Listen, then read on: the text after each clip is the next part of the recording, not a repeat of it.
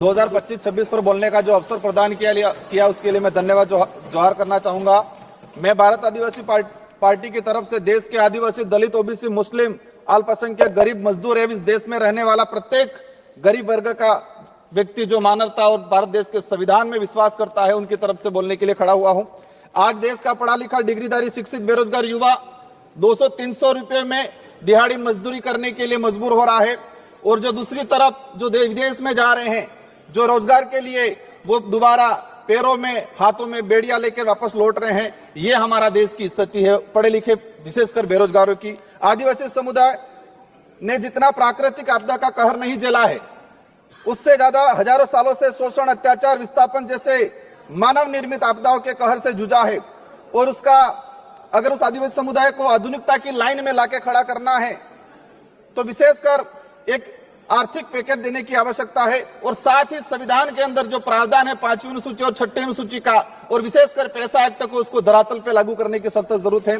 सभापति महोदय, देश के अंदर देखा गया है विस्थापन की जो समस्या, भारत देश में विकास के नाम से सबसे ज्यादा अगर कोई विस्थापित हुआ है तो आदिवासी समुदाय विस्थापित हुआ है। एक survey report Indian social institute की एक रिपोर्ट के अनुसार बताया गया है कि वर्ष 2010 से 2025 तक 15 सालों में 15 लाख आदिवासियों को विकास के नाम से विस्थापित किया गया है।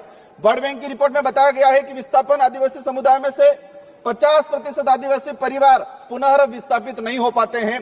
साथ ही भारत देश में एक सर्वे रिपोर्ट में आया है कि जो आदिवासी समुदाय है अपने जीवन काल के दौरान कम से कम 50% आदिवासी एक उम्र के अंदर 2 बार विस्थापित होते हैं। आजाद भारत में उस समाज को प्रताड़ित किया जा रहा है जिसका इतिहास का हर पन्ना खून से रंगा हुआ मिलेगा।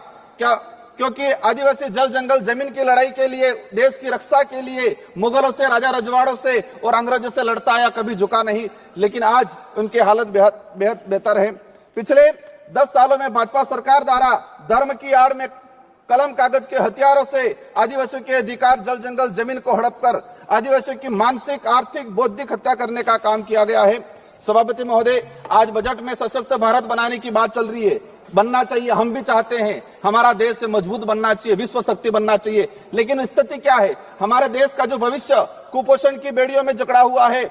NFS 5 की रिपोर्ट बताती है कि आदिवासी बच्चों में 55% आदिवासी कुपोषित, और उसमें भी 42% बच्चे गंभीर एनीमिया से पीड़ित है। और आज देखा गया इस बजट के अंदर कि कुपोषण को दूर करने के लिए कोई बजट का प्रावधान नहीं किया गया है। बेटी बचाओ बेटी पढ़ाओ का नारा लगा रहे हैं, बट हमारे देश की महिलाओं के लिए हम भी चाहते हैं कि मजबूत बने, सशक्त बने। लेकिन हकीकत क्या है?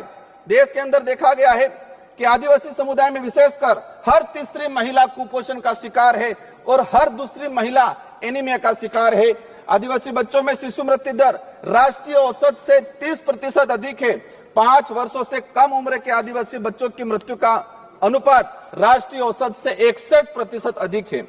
माननीय सभापति महोदय, बाकी जो जीवन काल के अंदर देखा गया है, कभी माओवादियों के नाम से, कभी नक्सलवादियों के नाम से मारा जाता है।